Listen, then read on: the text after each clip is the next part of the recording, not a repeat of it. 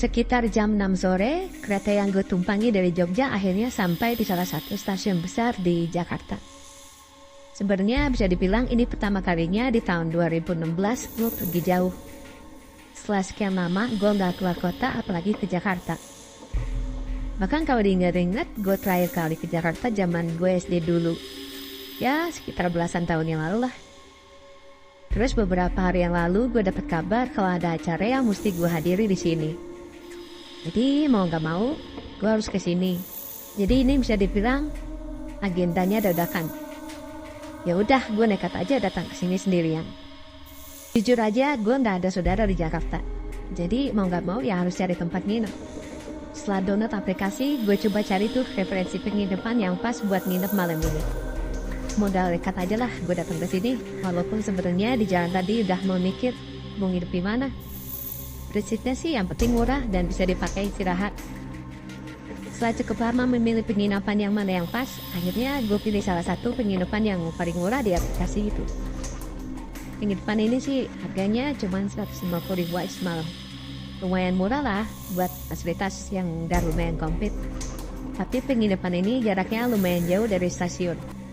Jadi mesti naik kendaraan umum lagi. Setelah muter-muter akhirnya sampai juga di penginapan tadi. Gue diminta nunggu nih sama yang jaga. Lumayan lama lah, sekitar 15 menit. Dan akhirnya yang jaga datengin gue sambil bilang, "Mas, ini Mbak Mawar, mau ngomong sama Mas," sambil liatin gue. Gue diam aja sambil manggut-manggut. Terus penjaganya tadi nyodorin telepon ke gue. Terus di telepon ini Mbak Mawar bilang ke gue, "Mohon maaf Mas, kamar yang pesan tadi nggak bisa dipakai soalnya kamar mandinya lagi rusak. Itu WC-nya mampet Mas." Mati gue, wah sekarang banget nih udah jadi nginep di sini.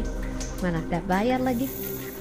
Tapi Mbak Mawar ini nerusin obrolannya dan bilang ke gue, kalau Mas nginepnya di daerah yang lain gimana? Penginapannya sama sih, satu manajemen sama kita. Nanti biayanya nggak usah nambah. Jaraknya nggak jauh kok Mas dari sini. Nanti gambar penginapannya saya kirim lewat WhatsApp ya Mas. Udahlah, daripada ribet gue ambil aja tawaran penginapannya. Dan gak lama kemudian gambar penginapan yang diajarin Bang Mawar masuk ke HP gue. Lewat dari foto, gue lihat sih sekilas penginapannya. Dua ini cukup bagus. Fasilitasnya juga udah komplit persis sama penginapan yang WC-nya rusak ini. Terus setelah negonya beres, gue order kendaraan tuh buat ke penginapan yang dibilang Bang Mawar tadi. Gak sampai 10 menit, gue sampai abangnya yang anterin udah sampai di penginapan yang dimaksud. Ya walaupun beberapa kali nyasar. Penginapan yang kedua ini jauh lebih gede daripada penginapan yang pertama. Desainnya tuh kayak rumah di film TV awal tahun 2000-an. Cuman hal yang pertama gue rasain ini kok rumah rada beda ya. Belum juga turun dari motor, badanku merinding semua. Dan itu lumayan kenceng sampai rasanya kayak ketarik. Tapi mau gak mau tetap harus nginep di sini. Soalnya kan gue udah bayar. Ya udahlah, hitung-hitung buat pengalaman. Setelah turun dari motor, gue bilang makasih sama bapaknya yang nganter gue. Dia juga ngeliatin penginapan ini. Kelihatan banget sih, wajah bapaknya itu juga heran lihat penginapan yang ada di depan kami ini. Awalnya gue kira gue aja yang heran. Pas lihat ekspresi bapak ini gue yakin bapaknya juga ngerasain hal sama. Kenapa gue sama bapaknya heran? Soalnya gini, ini rumah cukup besar dan mewah. Jadi menurut gue sih berbanding terbalik sama taraf nginepnya per malam. Selain itu hawa rumah ini tasnya beda aja gitu sama rumah-rumah sekitarnya. Padahal sini rumahnya cukup padat loh. Sambil berusaha tegar menghadapi apa yang ada di depan gue jalan aja menuju gerbang dan di sana ada bapak-bapak yang datang dari dalam rumah. Sambil senyum, dia bukain pintu sambil minta gue masuk dan menunjuk ke ruang tamu yang difungsiin jadi lobby. Setelah beres nulis-nulis, gue dikasih kunci kamar. Kebetulan gue dapat nomor yang 19. Kalau dilihat-lihat banyak sih kamar yang ada di sini. Gue coba lihat sekeliling gue sambil diantar ke kamar yang mau gue tempatin. Yakin ini rumah makin lihat makin persis kayak dari film horor zaman kecil gue dulu. Kamar gue sih nggak jauh dari lobby, tapi lokasinya rada naik sedikit dan kamar gue ada di tepat di penghujung tangga di sebelah kanan lobby. Waktu awal masuk ke kamar gue, yang gue rasain tuh sepi dan gimana gitu. Sambil jalan gue lihat kanan kiri ada lukisan gede-gede dan vas bunga di pojokan ruangan. Tapi karena badan gue udah capek ya udah gue malah pikirin yang enggak deh. Pokoknya rencananya gue mau mandi terus tidur. Soalnya acara yang gue datengin besok itu pagi banget.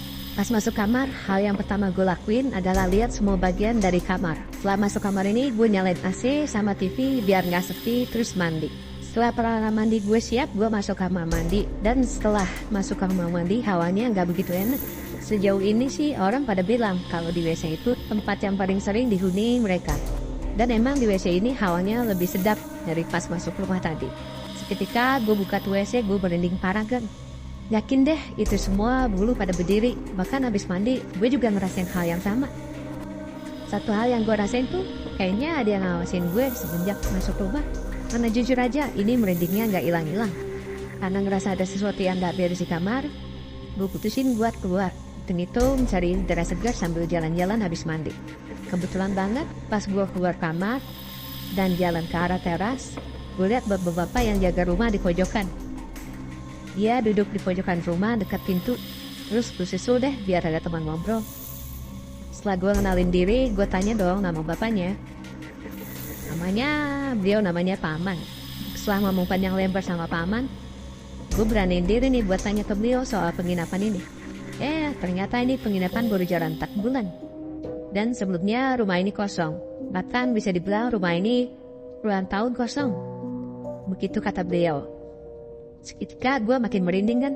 Mau dibilang apa juga rada susah. Baru juga selesai merinding yang gue alami di kamar mandi tadi. Ini dah merinding lagi.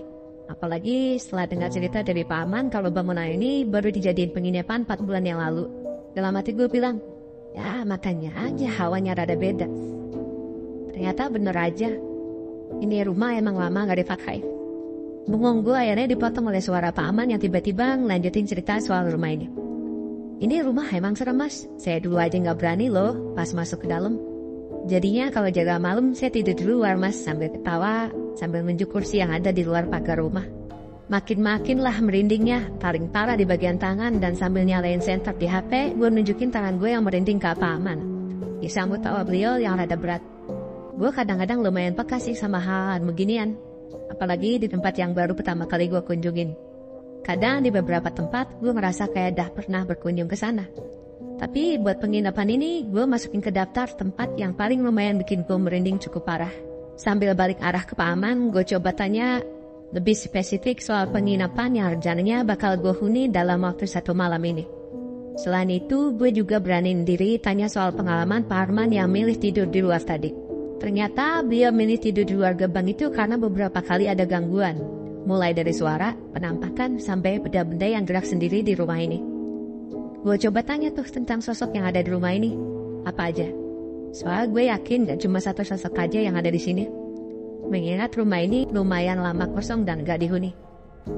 Kalau soal sosok sih ada banyak mas. Tuh di sebelah situ saya pernah lihat anak kecil lari-larian. Dulu di situ garasi mobil mas. Saya lihat anak kecil pada main di situ. Padahal jelas-jelas gak ada orang di sana. Beliau cerita sambil nunjuk ke sebelah kanan gue.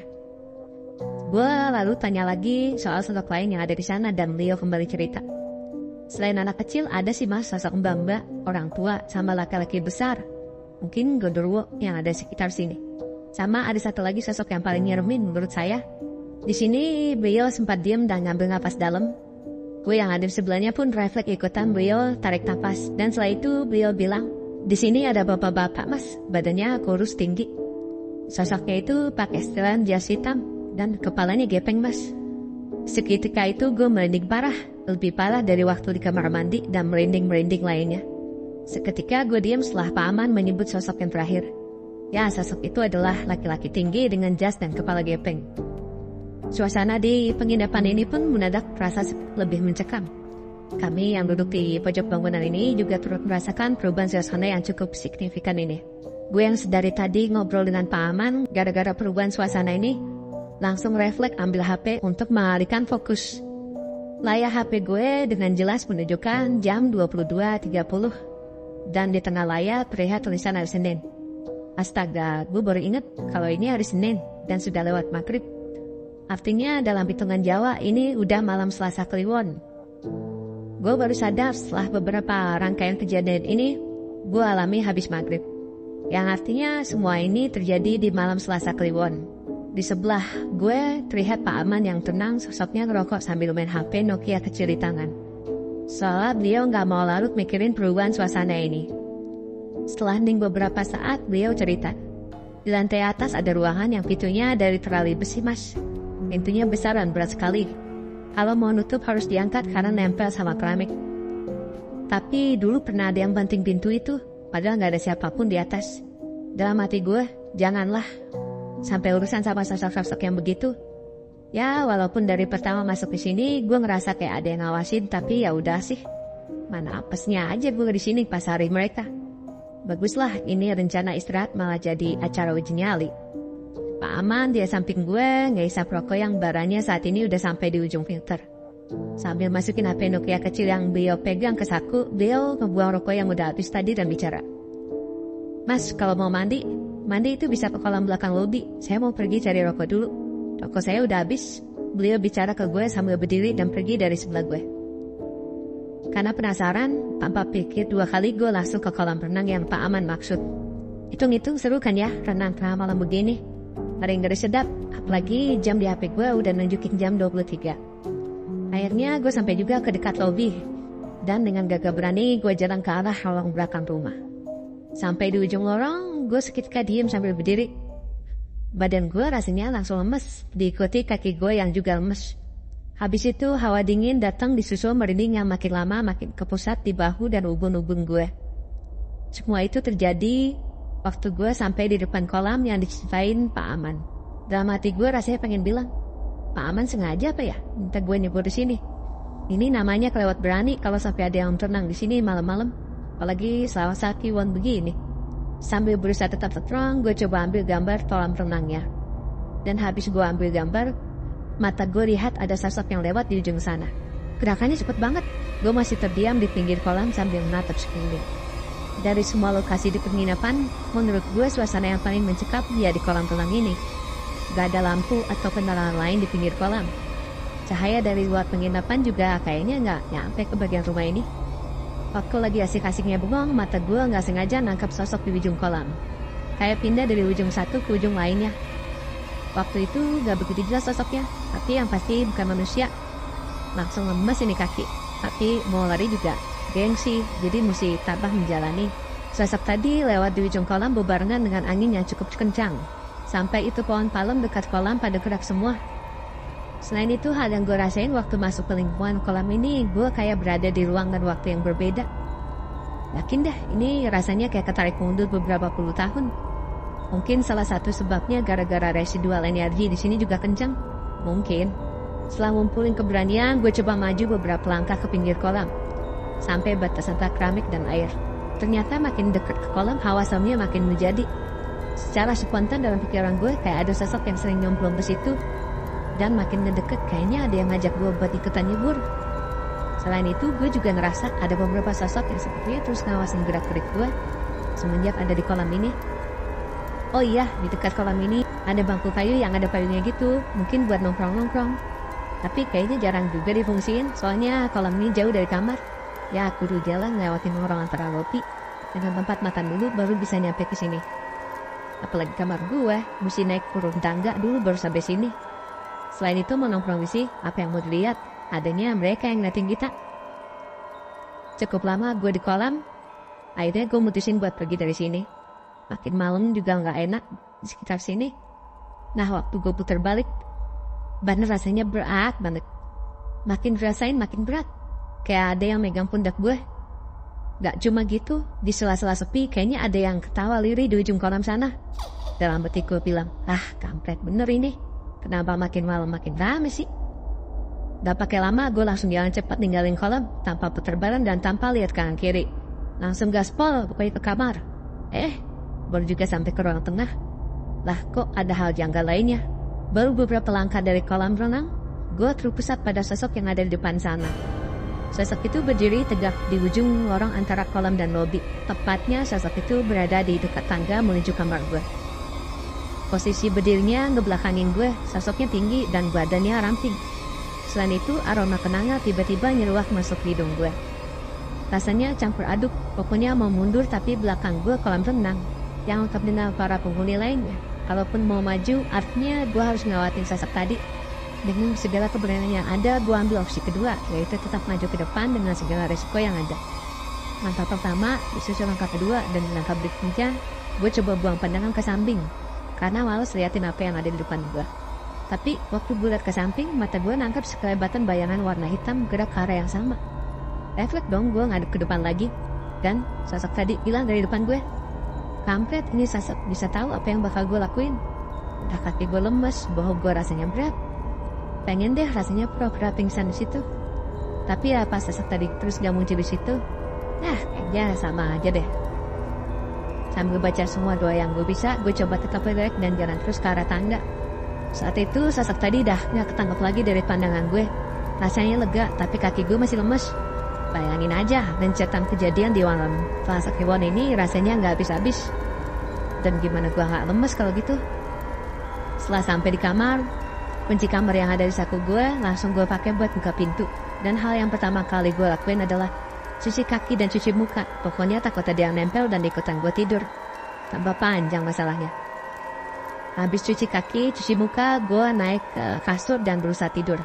Baru juga naruh kepala di bantal, lampu kamar dan TV yang sejak gue datang tiba-tiba mati. Saking kesalnya disengin terus, refleks lah gue teriak, "Woi, udah dong gangguinnya." Baru juga selesai teriak tuh lampu sama TV nyala lagi. Parah bener kan dalam hati gue. Ini gak di kamar, gak di kolam, sama aja iseng semua.